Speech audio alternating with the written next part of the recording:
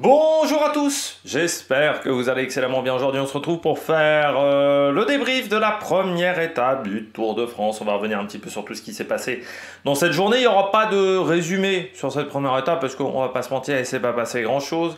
On parlera pas non plus du bilan des Bleus parce que de toute façon je crois que normalement je fais pas de bilan des Bleus sur le Tour de France Femmes. Parce que souvent j'ai pas grand chose à dire du côté du bilan des Bleus. Je fais un bilan des Bleus quand il y a beaucoup de choses à dire. S'il n'y a pas grand chose à dire, normalement je fais pas de bilan des Bleus. Et puis par contre, course au top, flop, les bonnets d'âne comme d'habitude. Et puis les classements en fin de vidéo, même si pour le moment ça reste assez basique du côté des classements.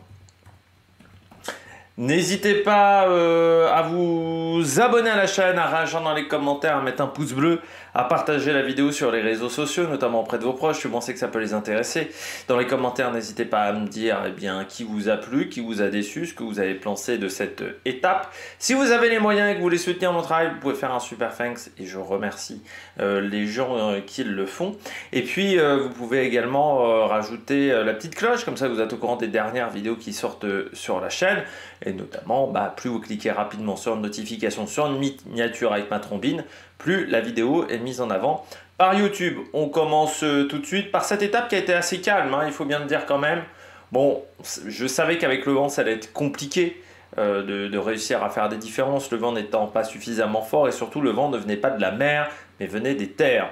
C'est-à-dire que dans ce genre de situation-là, les prédictions qu'on avait étaient plutôt très fiables. Alors que quand le vent vient de la mer, comme on était proche du bord de mer, on aurait pu avoir des petites différences, un vent un petit peu plus fort que prévu, et puis il n'était pas suffisamment bien positionné aussi, mais de toute manière avec un vent entre 15 et 25, c'est pas suffisant pour des coups de bordure, même sur des coins extrêmement dégagés. On l'a vu notamment sur l'étape de Saint-Amand-Montrond cette année chez les garçons. Par contre, c'est une étape qui a été marquée par les chutes, notamment dès la phase de départ fictif. On a eu pas mal de petites chutes, que c'était pas des gros trucs, et puis après pendant la course il y a une grosse chute, notamment un peu avant le classement de la montagne. On a eu, le classement de la montagne, les points du maillot à poids, parce il y avait même pas, je crois, 0,4% de déclivité, donc c'est vraiment rien. Mais ouais, une étape qui a été marquée par les chutes et les problèmes mécaniques aussi pour pas mal de filles. Sur cette phase de course et même jusqu'à l'arrivée, Lorena Wiebes est gênée par un problème mécanique, donc voilà, il y a eu pas mal de petits soucis de ce côté-là. Gaia Realini notamment, qui n'a pas passé une journée tranquille, j'ai envie de dire la Lidl Trek, parce que vous avez aussi Amanda Spratt, ça a été une journée qui a été marquée plutôt par les petits pépins du côté de la Lidl Trek. Tiens, petit point réalisation, petit point France Télévisions. Donc c'est bien Nicolas G qui commente, parce que je me disais que cette première étape là serait peut-être pas commentée par Nicolas G, parce que comme il a travaillé dimanche, faut savoir qu'il y a des règles au niveau France Télévisions, au niveau droit du travail, les journalistes n'ont pas le droit de faire 7 jours d'affilée. Il faut forcément une journée où ils ne sont pas à l'antenne. Donc je me disais, comme il a travaillé dimanche pour le cyclisme sur piste, peut-être que sur les premiers jours, il ne serait pas à l'antenne. Bon, il semblerait que ce ne soit pas sur cette étape-là où ils ont décidé de faire l'impasse. Je pense que donc ça sera Alexandre Pasteur qui le remplacera sur une étape, ce qui ne sera pas un problème par contre pour Laurent Jalabert. Ça sera un problème par contre, je pense, pour Nelson Montfort, qui aura aussi le même souci. Nelson Montfort qui remplace Franck Ferrand du côté du Tour de France féminin comme l'année dernière. Non, alors par contre, moi j'ai eu un vrai problème pendant cette étape, pas avec la réalisation, parce que vous noterez que j'ai trouvé la réalisation meilleure. En même temps, c'est pas Anthony Forestier à la réalisation, c'était le tourneur. Je n'ai pas trouvé ça exceptionnel, mais au moins le sprint, on l'a vu correctement, et en plus, il y a eu un replay caméra hélicoptère, ce qui permet de mieux comprendre ce qui se passe quand même à l'écran. C'est la caméra hélico, et je trouve que l'étape était... Enfin, il n'y a pas eu de truc catastrophique. Il y a eu des moments où je me suis dit on se concentre un petit peu sur les filles qui sont tombées alors que on sait qu'elles vont rentrer. Il y avait quelques plans de caméra un petit peu foireux, mais par rapport à ce qu'est capable de faire Anthony Forestier, on y était loin. On a au moins compris ce qui se passait en course, même s'il ne se passait pas grand chose, on a compris ce qui se passait en course. Non, ce qui m'a gêné énormément, alors ça me gêne tout le temps avec Nicolas G, je ne sais pas pourquoi, mais Nicolas G tout saute. C'est-à-dire que Nicolas G a une particularité, je ne sais pas, donc quand il commente, alors déjà je le trouve pas bon commentateur, je vous le dis à chaque fois, je le trouve bon journaliste pour des reportages, par contre commentateur je le trouve pas bon, notamment sur le cyclisme sur piste, où je trouve qu'il est souvent perdu, notamment. Mais il tout saute tout le temps, c'est-à-dire qu'à chaque fois, au départ je me disais, non c'est un truc que je me fais dans la tête, mais à chaque fois qu'il commente, t'entends un comme ça en bruit de fond. Alors, une fois, ça va. Quand c'est 35 fois dans une étape, ça commence à être très relou. Je ne sais pas si France Télévisions, à un moment, lui a dit, mais c'est un truc très chiant. Et en plus, on avait... Alors, je ne sais pas qui renaclait dans la pièce, si c'était Jalabert, si c'était Nicolas G, si c'était Nelson Montfort. Il y avait un mec qui reniflait. Et qui a reniflé pendant toute l'étape. Je sais pas, tu te mouches, et à un moment, tu éteins ton micro, tu te mouches, et ensuite tu reprends. Mais là, c'était vraiment un enfer. Il y avait un mec qui renaclait pendant toute l'étape. Et entre le mec qui tout seul et le mec qui renacle, au bout d'un moment, c'est un petit peu casse-couille. Donc, je veux bien qu'on ait des petits défauts. Moi, par exemple, j'ai des petits défauts de déglutition, par exemple, qui s'entendent de temps en temps, mais là, à un moment, putain, faites un effort, quoi. C'est-à-dire que là, il n'y avait aucun respect pour le téléspectateur. C'est comme si moi, je faisais comme Villebrequin, que je rotais et que je pétais toutes les 10 secondes sur une vidéo. C'est pas très respectueux pour la personne qui regarde. Normalement, tu dois quand même respecter la personne qui regarde de l'autre côté. Là, je trouve que le tout sautement et le mec qui renacle, ça perturbe, c'est chiant. C'est comme les bruits de bouche de temps en temps, c'est chiant. Moi, j'en fais de temps en temps, mais les mecs, par exemple, qui font des bruits de bouche, moi, ça me perturbe pas. Les bruits de bouche quand les mecs bouffent, ça perturbe certaines personnes. Bon, bah, tu respectes, par exemple. Voilà. Mais là, je trouve que les bruits là, de tout sautement... Attends, je suis pas très chiant au niveau de ces bruits-là, mais là, c'est tout le temps, en fait. À chaque fois qu'il commente, Nicolas G, il tout saute. Je sais pas, c'est même pas normal, en fait, à ce niveau-là, de tout sauter autant. Donc c'est assez désagréable, je trouve, ces bruits-là. Bon, note de l'étape, 6 sur 20. Ouais, 6 sur 20, ça vaut pas plus. En fait, je note 6 sur 20 parce que, bon, déjà le cyclisme féminin, il faut savoir qu'il y a beaucoup moins d'échappées que sur le cyclisme masculin. C'est déjà une base. Le cyclisme féminin et les échappées, je sais pas pourquoi, est-ce que c'est parce que on est souvent une concurrente de moins et qu'on veut pas forcément dépenser de l'énergie à faire du n'importe quoi, à faire de l'échappée publicitaire, ou est-ce que c'est les filles qui, dans les équipes féminines, on ne voit pas l'intérêt, est-ce que les filles ne voient pas l'intérêt de faire ça et qu'elles ne le pratiquent pas s'il n'y a pas d'intérêt pour la performance, je ne sais pas, mais c'est vrai que dans le cyclisme féminin, il y a très peu d'échappées.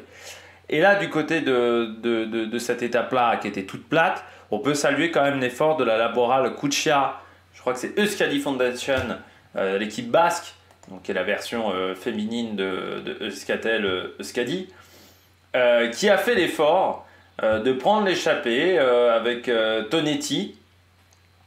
Donc ça, j'ai vraiment bien aimé d'avoir plus même une stratégie de course à un moment où elles avaient mis une fille dans le deuxième groupe pour essayer de bloquer. Ça a été la première attaque de la journée également. Donc sur une journée où il ne s'est pas passé grand chose, voilà, je voulais saluer la Laboral Cuccia Foundation Euskadi. Donc grâce à la performance qu'elles ont réalisée, je mets à cette étape un 6 sur 10, sinon j'aurais mis une moins bonne note, parce que c'est vrai que c'était pas exceptionnel. Et puis en plus, c'est vrai qu'on n'est pas passé, je pense, par les coins les plus beaux des Pays-Bas. Hein. On va pas se mentir, Rotterdam, c'est pas très joli. Et en plus, on est passé par pas mal de très grosses routes. On avait l'impression, alors je ne sais pas si c'est le cas aux Pays-Bas, mais sur l'Amstel, on est sur des petites routes. Là, on était sur des autoroutes géantes quasiment. Donc c'était ouais, pas hyper sympa. Et puis ce qui fait que il n'y avait pas beaucoup de public. En fait, le public était concentré dans certaines zones. Il y avait vraiment des zones de vide. Ça, c'est un petit peu triste. Parce qu'à l'arrivée, par exemple, il y avait, je sais pas, 100 000 personnes à l'arrivée. C'était énorme le monde à l'arrivée du côté de La Haye. Par contre, à 2 km de l'arrivée, il y avait un petit coin en forêt, il n'y avait personne. C'était assez bizarre, la disposition des spectateurs sur cette étape. Allez, on regarde tout de suite les coureuses au top. Attaque de Marlou. Du côté des coureuses au top, Charlotte Kool. Ça fait du bien pour Charlotte Kool parce que c'est une fille qui participe à son 3e Tour de France Femmes. Elle y a toujours été. Sauf que, première année pour Charlotte Kool, elle est poisson pilote de Lorena Wiebes, ce qu'avait oublié France Télévisions. On peut oublier parfois deux, trois trucs. Hein. Hier, j'ai confondu sur la classique à San-Sébastien, Vermark et Vandenbroek. Pour moi, c'était Vermark. J'ai fait un AVC. C'est avec les JO, là. Je suis sur les rotules. Mais du côté de Charlotte Kool, j'ai trouvé vraiment son sprint très abouti parce que elle est placée, on va dire, à 3-4 km de l'arrivée, mais après, elle se débrouille quand même un petit peu seule, sauf qu'elle prend les bonnes roues, déjà à ce moment-là. Et puis, son dernier kilomètre, elle prend la roue de Vibus. Elle voit que Vibus va peut-être pas pouvoir prendre enfin, elle est même un peu devant Vibus, en fait, pour tout vous dire. Elle voit que Vibus peut pas prendre le sprint, ce qui fait que le train de la SD Works se retire complètement. Elle voit qu'il y a un écart, elle dit bon, faut que je danse à ce moment-là, même si c'est trop tôt, parce que sinon je reviendrai jamais sur les filles de l'équipe de Marianne Vos, je crois, qui était devant, la Visma Leasebike. Et ce qui fait que Charlotte Kool vraiment a vraiment fait un très bon sprint, très puissant. Ça doit être au moins un sprint de 225-250 mètres, je dirais, de la part de Charlotte Kool. Donc vraiment, bon sprint, bon travail. Ça fait du bien pour la DSM aussi, hein, Tour de France Hommes, Tour de France Femmes, ils prennent le maillot jaune. C'est une équipe en plus qui fait du bon boulot chez les filles depuis de nombreuses années parce qu'ils ont sorti Vibus, Liane Nippert aussi c'est eux, Juliette Labousse aussi c'est eux.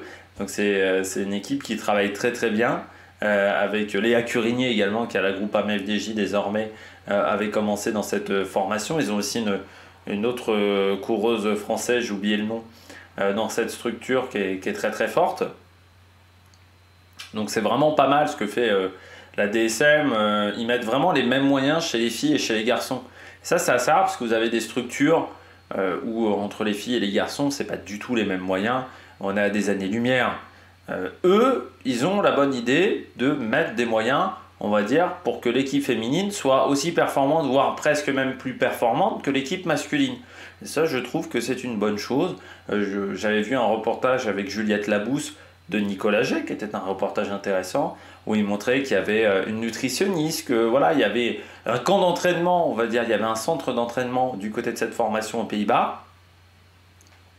Et donc, il y avait un encadrement qui était extrêmement professionnel autour des coureuses de cette formation. Donc ça, c'est vraiment bien. Donc très bien, Charlotte Kool. Et puis, voilà, trois éditions du Tour de France. La première, donc, elle était poisson pilote. Donc, elle jouait passage lance. Elle travaillait pour Vibus. Je crois qu'elle avait fait juste un seul sprint quand Vibus avait arrêté la course.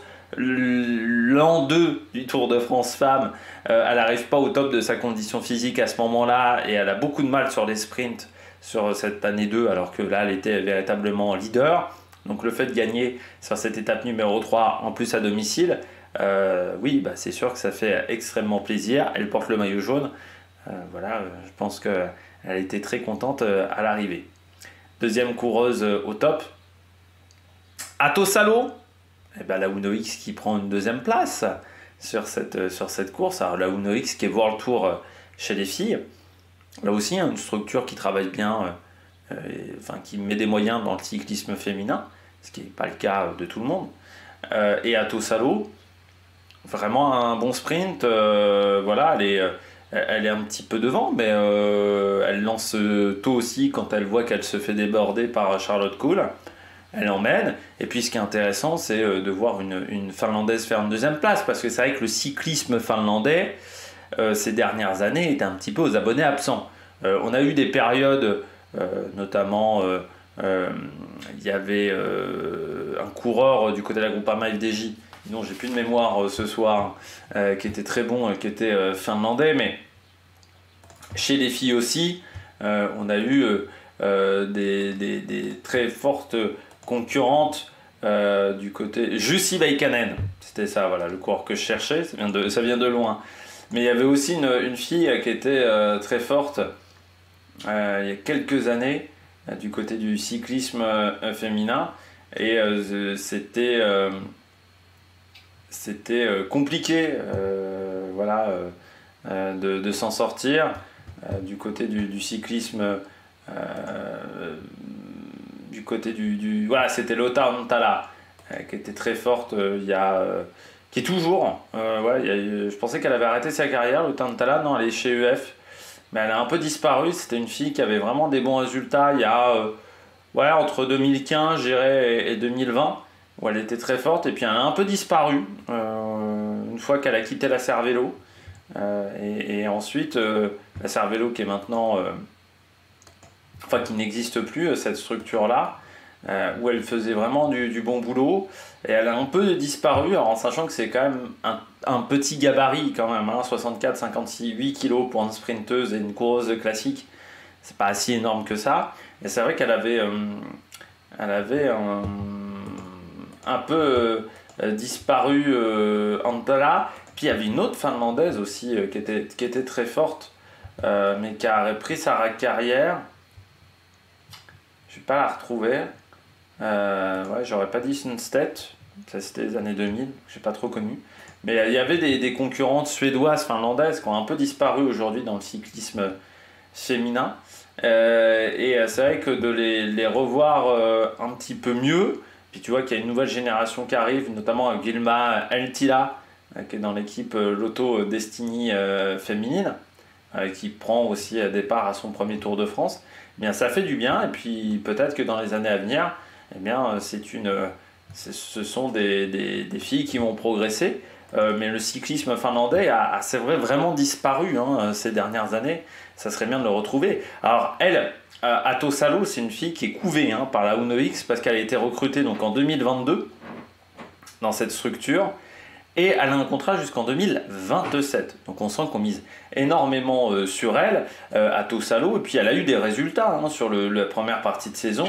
Notamment, elle a remporté les 2 championnats de Finlande, mais elle a remporté le Spar Flanders Diamond Tour, qui est une course importante, la Ronde de Moucron également, le trophée Martin Winans.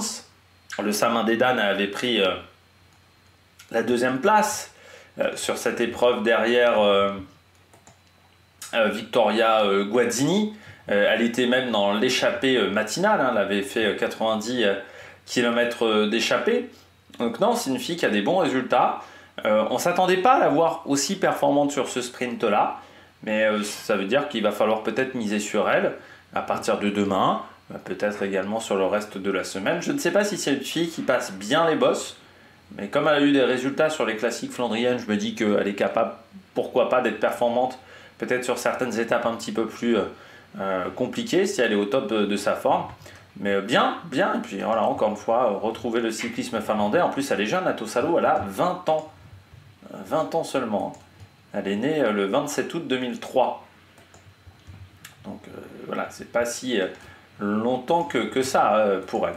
Et puis, je voulais terminer avec une équipe, avec une coureuse, c'est Daria Pikulik, qui prend une 6e place. Pourquoi je vous parle de Daria Pikulik ? Il y a aussi Maggie Collister. Ces 2 filles étaient hier à l'Omnium. C'est-à-dire que ces 2 filles, hier, étaient à Paris, en train de concourir au vélodrome de Saint-Quentin en Yvelines, et sont venues dans la nuit, c'est-à-dire qu'elles sont parties dans la nuit. Elles n'ont pas vu la cérémonie de clôture, ce qui est toujours un petit peu frustrant quand tu participes aux Jeux Olympiques, pour aller sur le Tour de France Femmes ce matin. C'est pour vous dire quand même la force qu'il a fallu pour ces 2 concurrentes qui ont été appelées sur le Tour de France Femmes alors qu'elle faisait la piste, qu'elle faisait l'Omnium. C'est-à-dire que, bon, il y en a d'autres qui ont fait la piste. Je pense à Faulkner, mais Faulkner ne faisait pas. Ou Claude Eigert, mais ces 2-là ne faisaient pas l'Omnium. Elle a fait la dernière épreuve en cyclisme sur piste des Jeux Olympiques. C'est-à-dire qu'hier, elle a fini, je crois que c'était vers 14h, 15h. Pikulik. Donc, il y a le temps de décompresser, peut-être le massage. La petite boisson a peut-être répondu à quelques médias qui étaient présents sur place, les médias polonais.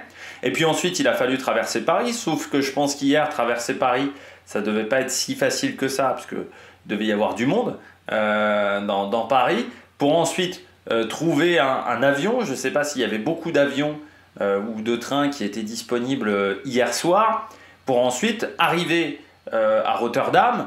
Je ne sais pas si elle est arrivée, je pense, dans la nuit très tard, repartir aujourd'hui, faire quand même 6e du sprint à l'arrivée. Donc bravo Daria Pikulik, coéquipière d'Audrey Cordon-Rago chez Human Powered Earth. Donc il y a Colnister également. Elle, Colnister, ça a été beaucoup plus compliqué. Elle a fini à 13 minutes 09. Je ne sais plus qui était aussi concerné. Je crois qu'il y avait une autre fille qui était hier concernée par cette situation-là. Mais j'ai perdu, je l'ai perdu. Je crois qu'il y avait une troisième fille qui était également dans la même situation. Je crois qu'on en avait parlé hier, mais voilà, je l'ai perdu. Mais voilà, ces deux filles-là, quand même, faut être costaud dans la tête pour réussir à enchaîner ces deux épreuves et puis à passer de l'un à l'autre. Parce qu'il faut quand même le dire, ça n'a rien à voir entre le cyclisme sur piste et la route. Il y a quand même des grosses différences. Donc réussir à faire ça, bravo. Parce que certaines ont eu plus de mal. Donc bravo Daria Pikulik. Voilà. Je voulais signaler sa performance. On regarde tout de suite les bonnets d'âne. Les bonnets d'âne du jour. Alors j'ai mis Gaillard et Alini, mais j'aurais pu mettre l'équipe Lidl Trek. C'est vrai qu'on a rarement connu une journée comme ça où techniquement, bon, c'est une journée qui doit se passer sans trop de problèmes pour une formation, avec autant de soucis techniques. C'est-à-dire que dans cette formation Lidl Trek, elles ont passé quand même beaucoup de temps à côté de la voiture du directeur sportif. Et notamment Gaillard et Alini qui a dû changer de vélo, mais je pense à Amanda Spratt qui est même un petit peu tombée. Mais ça a été une journée extrêmement compliquée. Alors, heureusement, Balsamo à la fin fait troisième. Mais c'est vrai que Gaillard et Alini, je pense, auraient préféré ne pas s'imposer une petite poursuite de dizaines de kilomètres. Et puis en plus, il faudra regarder du côté de Gaillard et Alini s'il n'y a pas une petite pénalité qui traîne du côté de l'italienne. Pour l'instant, c'est pas le... Si, c'est le cas. Voilà, elle s'est pris une pénalité parce que elles sont restées très longtemps dans le coffre de la voiture de leur directeur sportif. Donc c'est vrai que je me disais, ça sent pas bon ça, ce genre de stratégie. C'est vrai, je me disais, là ça commence à se voir. Les régulateurs en plus étaient assez présents aujourd'hui à l'arrière du peloton. Parce qu'ils ont même aidé certaines concurrentes à remettre leur vélo en marche. Donc je me suis dit, là tu vois, les commissaires, les régulateurs sont à côté, donc ça va se voir. Donc j'étais surpris que la pénalité tombe pas tout de suite, 20 secondes. Donc c'est une mauvaise journée pour Gaillard et Alini parce qu'on savait déjà que le début de ce Tour de France n'était pas forcément en sa faveur. Le contre-la-montre, c'est pas sa spécialité. Les étapes de plat, je rappelle qu'elle fait 1m50, donc c'est vrai qu'en termes de gabarit, c'est compliqué. Mais en plus de perdre 20 secondes sur une étape où au final il n'y avait pas de vent de côté, où tu pouvais t'en sortir avec 0 seconde de temps de perdu, c'est quand même dommage. Et cette équipe a connu énormément de petits problèmes, voilà, dans la journée. Donc Balsamo aussi, je crois, a dû changer de vélo dans le final. Donc c'est vrai que ça a été un vrai cauchemar, je pense, chez Lidl Trek aujourd'hui. Je ne sais pas si les mécaniciens vont se faire engueuler par le directeur sportif en se demandant pourquoi il y a eu autant de problèmes mécaniques dans la journée. Mais c'est vrai que ça a été extrêmement difficile. En passant, on a vu quand même, c'est vrai, beaucoup de petits soucis, notamment dans le départ fictif. Je pense notamment à un problème d'oreillette pour une concurrente de EF. Alors, est-ce que c'est dû au fait qu'il y avait les Jeux Olympiques et que certains mécanos sont arrivés en finale assez tard et qu'on rappelle que pendant les Jeux, il y a toujours des changements de vélo, parce qu'on part souvent avec des balles neuves. Est-ce que c'est parce que dans certaines équipes, on a moins de moyens que dans le cyclisme masculin et donc la préparation des vélos était peut-être moins optimale. C'est vrai qu'il y a eu pas mal de petits soucis, mais c'est vrai que Gaillard et Alini, c'est pas une bonne journée. Perdre 20 secondes de cette manière-là, ça peut coûter cher à l'arrivée parce que si demain, elle perd encore une vingtaine de secondes, trentaine de secondes sur le contre-la-montre, elle peut déjà être quasiment à la minute. On sait que l'étape de Liège, ça peut lui convenir, mais cette année, elle fait déjà en plus pas une saison si exceptionnelle que ça. Gaillard et Alini, je trouve qu'elle est... Enfin, moi, sur les courses où je l'ai vue, elle était un peu moins bien que l'année d'avant. Et puis, il faudra voir aussi la situation avec le vent. Ouais, elle fait 7ème du Giro d'Italia, donc un petit peu moins bien que l'année dernière. 7ème également du Tour de Suisse. Donc c'est dommage, voilà, de perdre 20 secondes d'entrée. Et puis, ce que je me disais, donc déjà, elle fait perdre des points UCI à son équipe, mais normalement, elle prend carton jaune. Alors j'ai un doute avec ça, parce que notamment les maillots à poids, je croyais que c'était le même barème filles et garçons. Là, vous avez vu, c'est des points pour les deux premières. Chez les garçons, c'est des points que pour les premiers. En 4e catégorie, je me suis fait avoir avec le règlement. Je n'ai pas pensé qu'il y aurait un changement de règlement de ce côté-là, parce que je sais que déjà chez les jeunes, ce sont les moins de 23 ans qui passent les épreuves jeunes. Voilà, c'est pas moins de 25. Contrairement à ce qu'a dit Laurent Jalabert. Mais je pensais que du côté du classement de la montagne, c'était le même barème. Non, c'est pas le même barème. Mais je me suis dit, normalement, on est passé 1er août, donc normalement, on est rentré dans cette fameuse période des cartons jaunes. Alors, est-ce que Pro Cycling Stats ne les met pas, les cartons jaunes, parce qu'ils n'ont pas encore ils n'ont pas encore modifié le site pour pouvoir les intégrer, mais si c'est ça, c'est vraiment une mauvaise journée, parce que je rappelle que 2 cartons jaunes dans la même course, disqualification. Donc ça serait quand même un peu triste pour ces 2 coureuses-là. Donc est-ce que ça s'applique au cyclisme féminin ou qu'au cyclisme masculin, les cartons? Ça c'est la grande question, mais pas l'idéal du tout de démarrer de cette manière-là pour Gaillard et Aligny. Deuxième, bon, Tasken, hein. Après on le voyait venir quand même hein, du côté de cette équipe-là. Donc je rappelle, Tasken s'est qualifiée pour le Tour de France parce qu'elle fait partie des 2 meilleures équipes de Continental. Donc quand vous êtes parti les 2 meilleures équipes de Continental, vous êtes invité directement sur toutes les courses du World Tour. Sauf que pour arriver à être dans les 2 meilleures équipes de Continental, cette équipe a triché. En fait, elle a fait des championnats nationaux qui ont été bonifiés en termes de points. Il n'y avait pas de caméra, il n'y avait quasiment pas de journalistes, on ne sait même pas ce qui s'est passé. Donc l'équipe ouzbek s'est retrouvée au Tour de France grâce à cette entourloupe, ce qui a fait que notamment une équipe comme Life Plus Wahoo, qui était pourtant une équipe ancestrale de cyclisme féminin, s'arrête à la fin de la saison. Et ça c'est triste parce que c'était une belle équipe britannique et qu'on se retrouve à avoir ce projet-là. 4 abandons aujourd'hui sur une étape de plat, 4 filles qui n'arrivaient pas en fait à tenir le rythme. Et dans les 3 filles qui ont terminé, seule une seule finit dans le temps du peloton. Les 2 autres sont à 17 secondes et à 1,47, donc ils sont déjà derniers au niveau du classement par équipe. Mais c'est surtout que je ne sais même pas s'il y a une fille qui va finir le Tour de France. Il faut se dire ça quand même. C'est une catastrophe, je trouve, pour le cyclisme féminin, pour l'image du cyclisme féminin. Et je ne comprends pas comment ASO n'a pas trouvé une solution et comment l'UCI n'ont pas trouvé une solution pour faire que Tasken ne participe pas à ces épreuves-là. Parce qu'on sait qu'elles n'ont pas le niveau, on le voit depuis le début de saison. Donc ce qui fait que Tasken a pris la place d'une équipe qui avait certainement le niveau pour pouvoir au moins prendre des échappées sur ce Tour de France. Après, l'UCI aurait dû anticiper ce type de problème au niveau des points. Bon, on a vu certaines équipes, je ne sais plus si c'était pas Burgos cette année, ou la Cara Rural, qui allait sur des courses en Amérique centrale, dans les Caraïbes, en début de saison, pour récupérer un maximum de points, pour pouvoir rester dans le top 30 UCI, pour pouvoir être invité sur les grands tours l'année prochaine. Il faudrait peut-être trouver des solutions pour éviter ce genre de situation où une équipe, alors là encore c'est Cara Rural, quel niveau pour être quand même un minimum performant sur des grands tours, mais là Taskent c'est même, je sais même pas à quoi le comparer chez les garçons, parce que même une équipe comme Saint-Michel Mavic Aubert 93 c'est meilleur que Taskent, c'est vraiment le niveau 0, comme quoi l'Ouzbékistan, sur les sports de castagne, ça marche bien, on l'a vu aux Jeux Olympiques. Par contre, sur le cyclisme, il y a encore beaucoup de boulot. Et puis on termine avec Bianca Vass. Je suis assez surpris qu'elle ne soit pas déclassée, Bianca Vass.